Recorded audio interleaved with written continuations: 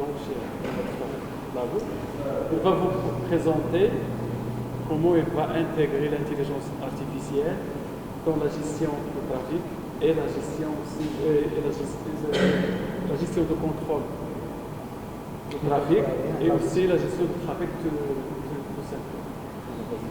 Donc, bonjour tout le monde. Comme M. Delecque a dit, donc, je vais faire une petite communication pour illustrer comment je vois mon projet de recherche de l'application de l'intelligence artificielle dans le domaine d'où je travaille. Je me présente tout d'abord, je suis contrôleur aérien. Je travaille en tant que contrôleur de route dans le centre de contrôle régional d'Agadir. Donc tout d'abord, je vais vous présenter qu'est-ce que ça veut dire un contrôleur aérien, qu'est-ce qui est notre métier exactement.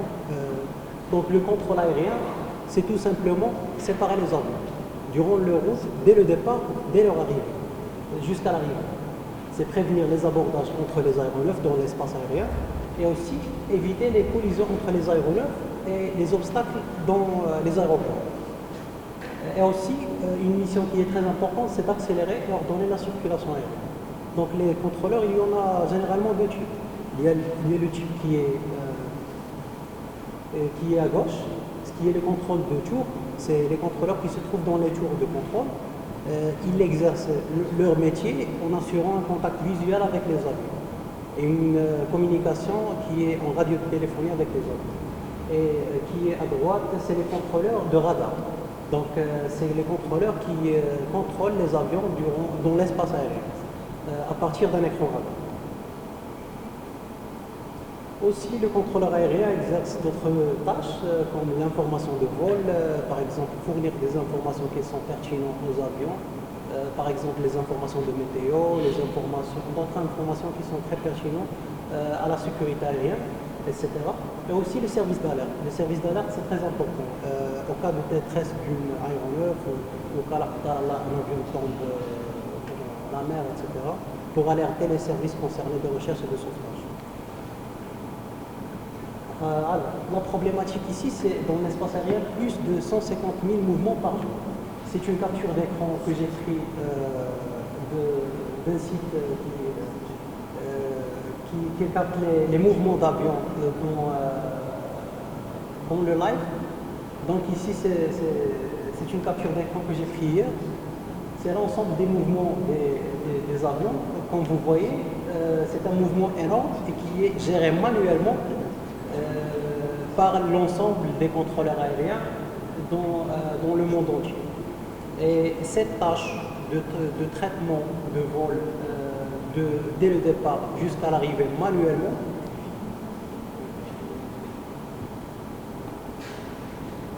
donc ici c'est dans notre centre de contrôle, c'est un exemple de ce qu'on appelle une instruction donnée, une commande donnée à un avion. Par exemple, on donne le call sign de l'aéronef, c'est-à-dire le nom de l'aéronef, et des instructions qui sont réglementées. Dans le domaine de l'aéronautique ou de l'aviation civile en général, on ne travaille qu'avec ce qu'on appelle une phraséologie, c'est-à-dire des instructions qui sont données par l'Organisation internationale de l'aviation civile et qu'on utilise généralement deux dictionnaires. C'est le dictionnaire formel de l'aviation civile et le dictionnaire qu'on appelle plain language, qui est le langage naturel dans les situations qui sont inhabituelles. Par exemple, si un pilote a un passager qui tombe malade, il ne va pas communiquer l'information en utilisant un dictionnaire qui est strict à l'aviation civile. Il va communiquer avec un langage naturel. Donc, parmi les limitations de cette méthode de contrôle actuelle qui est gérée manuellement, il génère un stress énorme sur l'ensemble des Air Traffic Control Officers, des contrôleurs aériens, parce que c'est un domaine où la faute est intolérable. C'est un domaine où la tolérance est zéro. Donc, la moindre faute peut générer un dégât sur les biens et les personnes. Et aussi, le facteur humain influence la sécurité. Donc, le moindre oubli ou bien la fatigue peut entraîner un dégât sur la sécurité des vols aériens. Et aussi l'absence de filet de sauvetage. En cas d'erreur, c'est parfois inrattrapable. Aussi beaucoup de contraintes financières pour les compagnies aériennes, je vais expliquer. Donc si on a un avion qui prend une route directe de son départ jusqu'à son arrivée, si l'espace est vide, il peut prendre cette route, mais parfois, vu la congestion d'espace, on lui donne des routes qui sont très contraignantes et qui génèrent beaucoup de pertes pour les compagnies aériennes.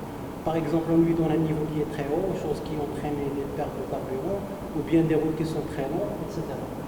Donc c'est de là où j'ai eu l'idée d'automatiser les tâches du contrôle aérien. Parce que en utilisant les algorithmes classiques d'informatique, on ne peut pas penser à modéliser un système qui peut faire les tâches d'un contrôleur aérien.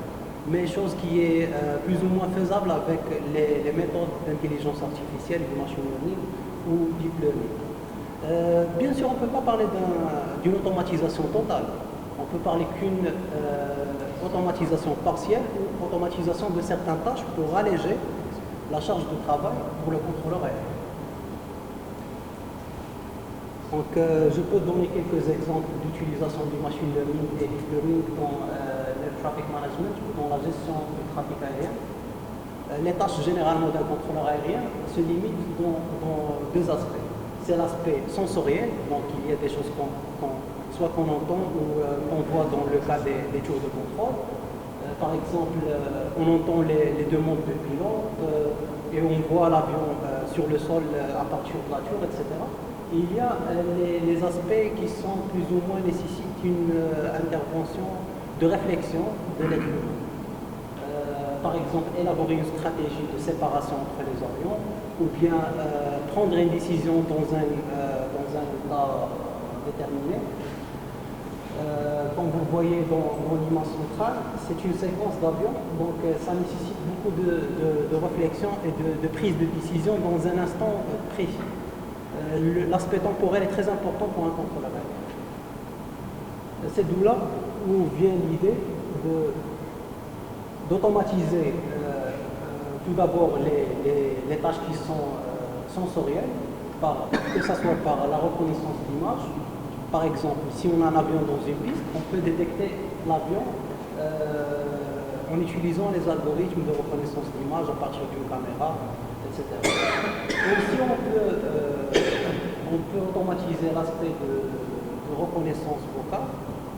On transforme la voix du pilote en un texte qui est bien précis et pour réduire les bruits qui sont transmis en fréquence, etc.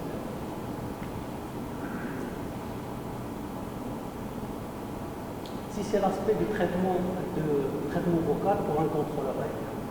Donc l'idée c'est d'extraire la demande du pilote et de la transformer en un texte qui est compréhensible par le contrôleur.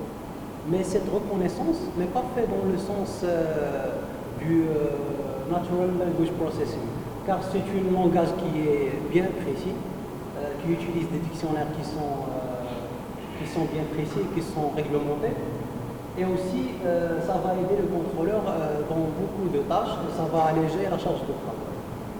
Par exemple, ce système-là va utiliser comme input ou comme entrée les demandes de pilote, ou ce qu'on appelle le pilot feedback, c'est le collation.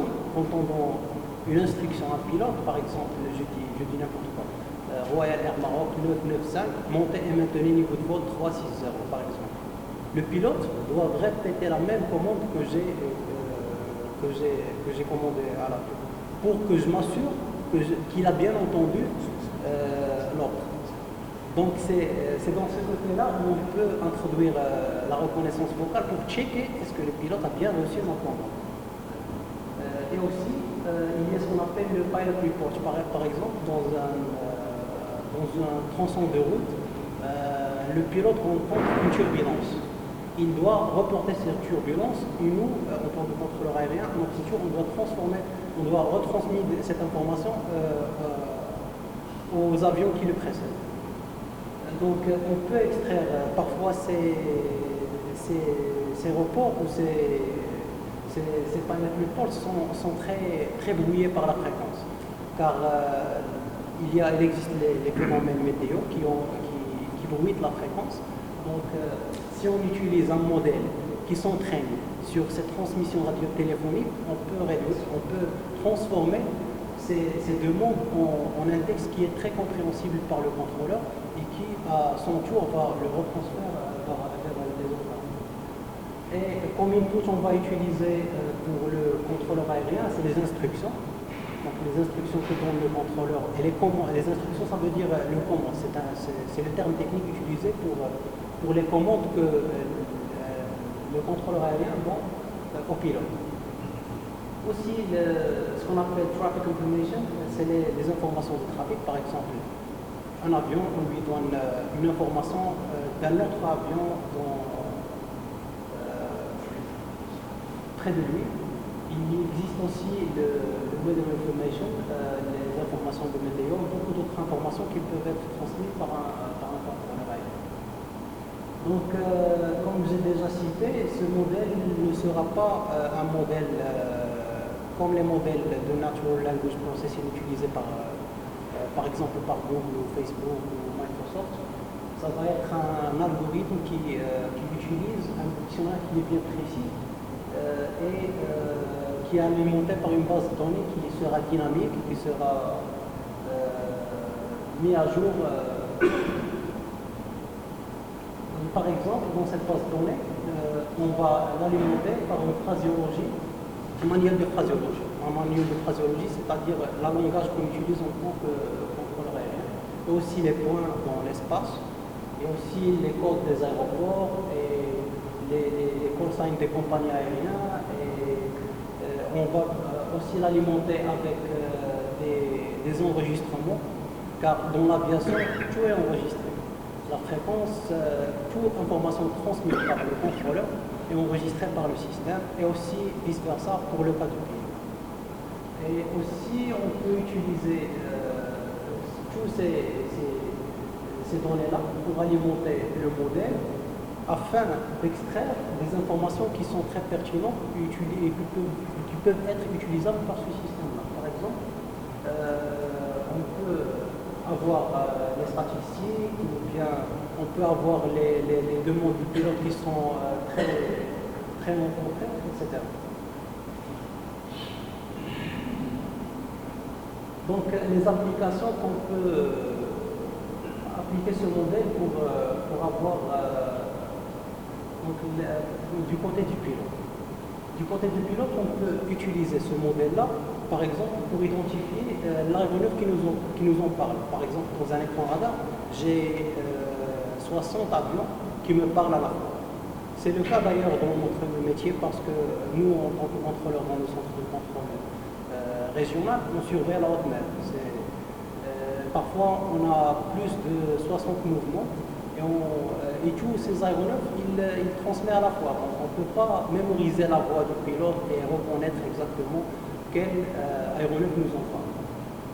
On peut utiliser l'intelligence artificielle pour savoir quel aéronef exactement nous en parle à partir du call sign. Le call sign, c'est l'identifiant. Il doit être réglementairement, obligatoirement transmis par le pilote avant de transmettre son demande.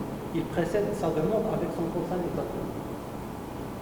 Aussi, notre application, c'est la réduction du bruit dans la demande qui est transmise en télécommunication. Aussi, le cas que nous avons déjà cité, c'est celui du back-check, c'est le checker le collationnement du pilote, est-ce qu'il a bien reçu notre commande vocale. Aussi, on peut entraîner dans le côté du réflexion ou bien d'élaborer une stratégie de séparation, entraîner un modèle pour générer des stratégies de séparation et le prix comme un outil de prise de décision, comme un outil d'aide à la décision. On peut aussi utiliser dans le cas pédagogique, entraîner un modèle pour générer des voix qui sont similaires à ceux des pilotes pour l'utiliser dans les simulateurs, par exemple. Dans les applications, il y en a plein. Il y a aussi des applications dans le côté du contrôleur. On peut utiliser la voix du contrôleur pour avoir des inputs qui sont automatiques dans le système. Moi, en tant que contrôleur, quand je travaille avec un écran radar, quand je dis une instruction à un avion, je dois manuellement l'entrer pour le système radar. Donc on peut utiliser l'intelligence artificielle pour extraire la commande que j'ai déjà dit et automatiquement l'introduire au système. Qu'ils peuvent, cette tâche d'introduire manuellement les commandes qu'on a déjà mentionnées depuis là, ça fait à peu près 30% du workload de charge de travail du contrôleur. Donc, automatiser cette fonction-là peut alléger la charge de travail du contrôleur.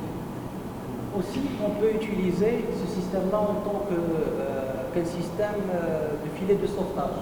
Par exemple, j'ai deux avions, l'une sur l'autre, et j'ai donné en tant que contrôleur l'instruction à l'avion qui se trouve dans le niveau supérieur de descendre dans le niveau déjà occupé par l'autre avion. Donc le système peut détecter cette instruction et m'alerter que j'ai transmis une instruction qui est fausse. Et aussi, le système peut apprendre les méthodes de séparation et autres applications. Donc je vous remercie énormément.